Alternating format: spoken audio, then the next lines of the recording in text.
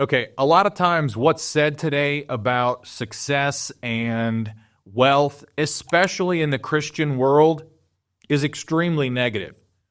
They're like the only gifts that God has blessed us with that we're made to feel guilty about. And there's many gifts that God has given us, everyone, not just Christians. God has blessed people with certain gifts. And here's just a few: discernment, encouragement, evangelism, faith, giving, healing, hospitality, knowledge, leadership, mercy, miracles, pastoring, prophecy, teaching, and many, many more. No one feels the need to apologize for any of those. Oh, I'm so sorry. I'm called to teach and teach your children or teach a class, or I'm so sorry. But when it comes to the financial world, if you make a profit, you're a crook, you're a thief. And it all comes down to jealousy and envy today. It is the only gift that God has given us where many feel the need to apologize for. I'm so sorry, I'm wealthy. I'm so sorry I did things the way I did them to make a lot of money. No. Now, if you hoard your money and you got a problem with your money, and that's a whole nother class, that's a whole nother story. But I'm talking about just being blessed to be an entrepreneur and to run a business. You are blessed. You need not apologize for that. You thank God for that each day, because that is a gift. If we as Christians do not make money and then give and help others, then God would have to provide manna again from heaven.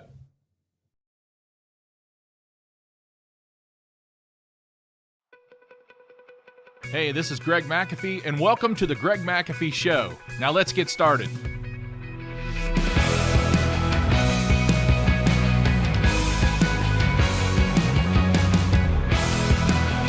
Hey, welcome back to the Greg McAfee Show, where we discuss steps to successful entrepreneurship, how to take your business to the next level, and ultimately follow your dreams. Today, we're going to be talking about purposeful profits, aligning business with belief. Now, I want to talk about the gift of entrepreneurship, because if you're gifted with entrepreneurship, more than likely your business is going to succeed or is succeeding. And I want to talk about fanning the flame right now of the gift of God that leads to increased joy, increased health, increased wealth, and increased wisdom. When you fan the flame, you're making the flame bigger, and it refers to actively nurturing and developing our talents or our passions that we've been given. We've been given. It's almost like a loan. We've been given. And we've all been given a gift. Some have more than one gift. And here's how embracing and using our God-given talents and abilities have such a profound effect. And number one is fulfilling our purpose. When we use and develop the gifts that God has given us, we align ourselves more closely with His purpose for our lives. So we're fulfilling a purpose. God has given us a gift, and we're going to fulfill our purpose with that when we use and develop the gift that God has given us. We align ourselves more closely with His purpose for our life. He has a purpose for our life. Rick Warren wrote a book, Purpose-Driven Life. It sold millions of copies. And number two, increased effectiveness. By focusing on our strengths and our gifts, we become more effective in our endeavors. And this effectiveness can lead to greater success in professional and personal pursuits. So we become more effective when we realize our gift. You've been given a gift. You may have been given more than one. You are blessed to have that gift.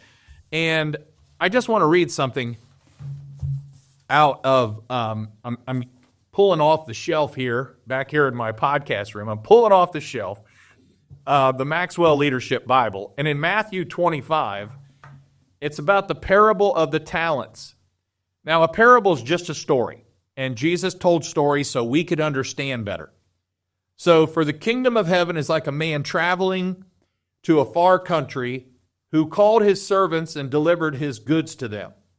And to one he gave 5 talents. To another he gave 2, and to another he gave 1, each according to their ability. Now, I look at that as some of us have been blessed with a few, and that's fine. Some of us run a company with 2 to 3, 4, 5 people. That's fine. Be as successful as you can with those 2, 3, 4, 5 people.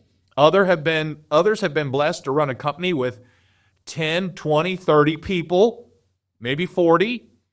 You are blessed. Run the best possible efficient company you can with those and make the most profit you can with those amount of people with that size company. And then other people have been blessed to run companies with 50 plus, 100, 200, 500, 1,000. Many people, okay? Let's just say that. And he said, to each of their own ability. And immediately he went on a journey. So he left. He gave this stuff to these people for responsibility. He has given us responsibility for our business, and we are going to be held accountable for how we operate and manage our business. We are just stewards. It does not belong to us. I talked about that recently, about God owns my business. It does not belong to us. That might sound weird to you if you're not a Christian, you don't understand that concept, but that's okay. God owns my business, and I am a steward, and I'm a manager. He gave me a certain amount of talents, which is my business to operate. And he says this, he said, then he who had received the 5 talents went and traded with them and made another 5 talents. And likewise, the one who received 2 talents, he did the same. But he who received only 1 went and dug a hole and buried his talent. And in other words, he's sitting on it. He's sitting on his talent. He's not using what God gave him, and he's not using it to his best ability. Like we said, he's not fulfilling the purpose, and he's not increased any effectiveness. So he who received 5 talents came, a long time the Lord of those servants came and settled up with them. So he who had received 5 talents came and brought another 5 talents, saying, Lord, you delivered me with 5 talents. Look what I've gained, 5 more. I've doubled your money. And his Lord said to him, well done, good and faithful servant. You are faithful over a few things. I will make you ruler over many. Enter into the joy of your Lord. He also went to the one who had 2 talents, and he basically said the same thing. He did not judge the bigger business versus the medium-sized business. He didn't judge that. They meant the same to him. The responsibility was judged, not the business. And then he went to the one who received 1 talent. And this is what this guy said. I knew you to be a hard man, reaping where you did not sow and gathering where you have not scattered seed. I was afraid and I hid your talent. But the Lord answered and said to him, you wicked and lazy servant. You knew what I reap where I did not sow and gather where I have not scattered. So you ought to have deposited my money with bankers and at least made me some interest. And I would have received back at least some interest. So the talent from him, he took the talent from him, and guess what he did? He gave it to the guy that had now 10. You know, this happens. You've heard the phrase from people, that guy could jump in a pile of manure, I'm keeping it clean, and come out smelling like a rose. This is exactly what this story is saying here. Give the guy with 1. We don't feel sorry for the guy with 1. He hoarded it. He was lazy. Take the talent from the guy with 1 and give it to the guy who doubled the money. Give it to him. God is perfectly okay with that. I don't have to apologize for making more. I don't have to apologize for anything. I'm doing exactly what God wants me to do, and that's build this business and help as many people as I can. So he called this guy lazy, And he said, "You wicked and lazy servant, you knew that I reap that I have not sown." And he goes on to say, "For everyone who has more will be given, and he will have abundance. But from him who does not have, even what he has will be taken away.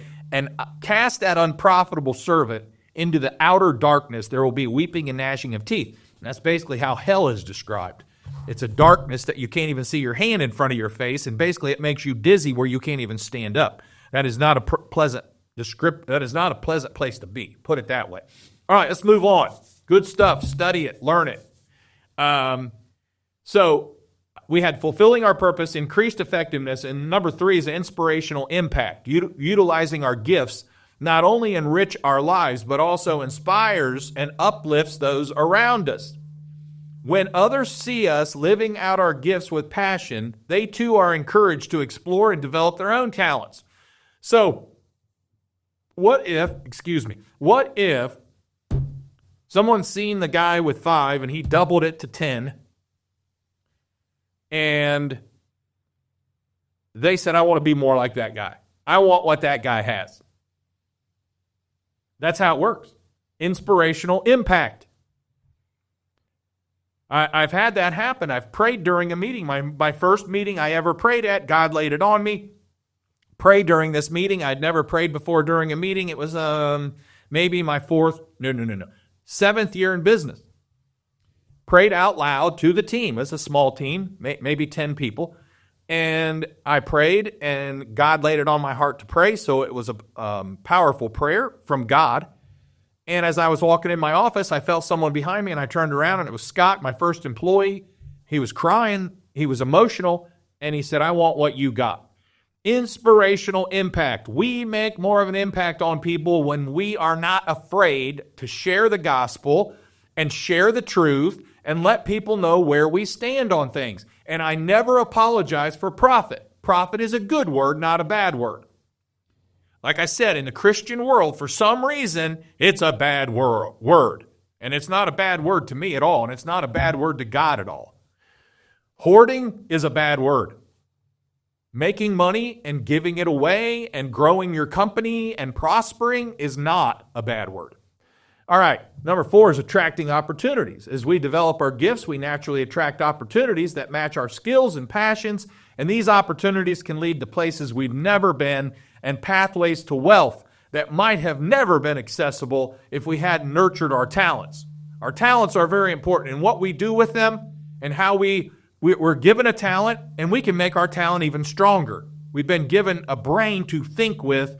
We can read. We can follow others who have done this and made it better, and we can do that. We can do the same thing.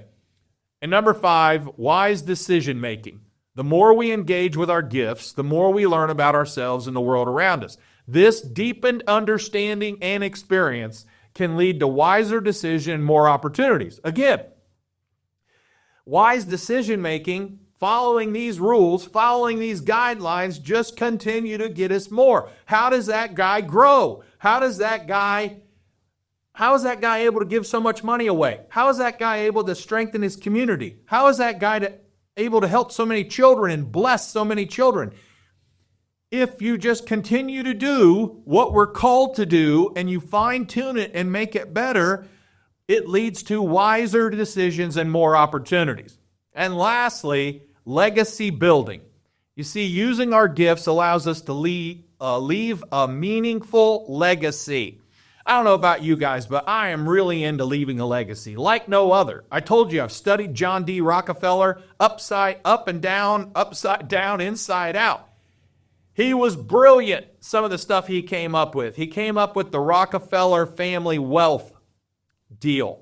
And they had their own Rockefeller Bank. And the Rockefeller Bank's still going strong today. It's the only family bank that's still going strong today, while others back then tried to do the family bank and it failed because they didn't have the guidelines that Rockefeller put in place. It's a legacy building. He's still having an effect on his legacy 5, 6, 7 generations down the road. Unbelievable. I'm into this. This legacy inspires future generations to nurture their gifts and continue passing them on for generations to come. It's not about handing people money. If you just hand a generation money, by the third generation, the generational wealth is gone. All right, that's another story. And one day, I'll probably do a podcast on generational wealth like no other. If I am blessed to fulfill my mission in life, I will share how I did it and why I did it and how successful it's going to be. Okay. Know this. When we use the gifts that God has entrusted us with, it's like a step into life of prosperity. Prosperity is not a bad word. It's a good word. And purpose. To ignore them or sit on our gifts, we will walk in the shadows of what could have been. And it's a very, very sad time when we find ourselves saying, I wish I would have. I wish I could have. I wish I did. I'll tell you, folks, another story, but I think a lot of us are going to beat ourselves up. I think a lot of folks, not me because I kind of jumped into it, and I'm not promoting it at all, but I jumped into cryptocurrency, and I've invested quite a bit of money in it right now, and I'm getting in on the ground floor, and I'm excited about it. If you're excited about it, tag in the messages there. Let me know you're into it too. I might even do a podcast on that one day as well. But I'm into it, and I don't want to go. Everyone here wishes that they would have put some money in Apple. Everybody wishes they would have put some money in Google. Everybody wishes they would have put some money in some of these companies that have boomed, and it wouldn't have taken that much. My dad used to say, "I wish I would have bought McDonald's stock when it was $1 a share," or something like that. So anyway, I don't want to be there. I don't want to say I wish I would have. That's negative to me. If you're given some good advice and you educate yourself on it and you know where it's going, jump in. We waste more money on other things. You might as well put it into something. But my philosophy is I put in what I'm willing to lose. I have faith in this stuff. Travis, my son, who has been on the show before, is really into it and knows 10 to 20 times more about it than I do. And he actually got me into it. And I told him the other day, one day I'm going to extremely thank you for doing this. So I'm into it. And it's just going to be a sad day if we have to sit around and say, I wish I would have. I don't want to do that. So let's review. Fulfill our purpose. It's fulfilling our purpose, rather. It's increased effectiveness. It's inspirational impact. It's attracting opportunities. It's wise decision making, and it's legacy building. Extremely powerful. I'm going to have a part 2 on this next week of recognizing how entrepreneurship as a gift, it can lead to profound responsibility and purpose. And it's inspired by a combination of practical principles and spiritual values. And I'm going to talk about those. Really good stuff. So that's what we're going to talk about next week. So before we wrap up, if you're watching on YouTube, don't forget to like and subscribe below, please. You can also support this podcast by rating and reviewing on iTunes or your preferred listening platform. Keep listening. I'll do my best to keep challenging you. Don't forget to follow us on Instagram or Facebook at The Greg McAfee Show. No spaces, no underscores. Thanks for listening. As always, carry on. God bless. Make this day the best day of your life because we're not promised tomorrow. I'll see you later.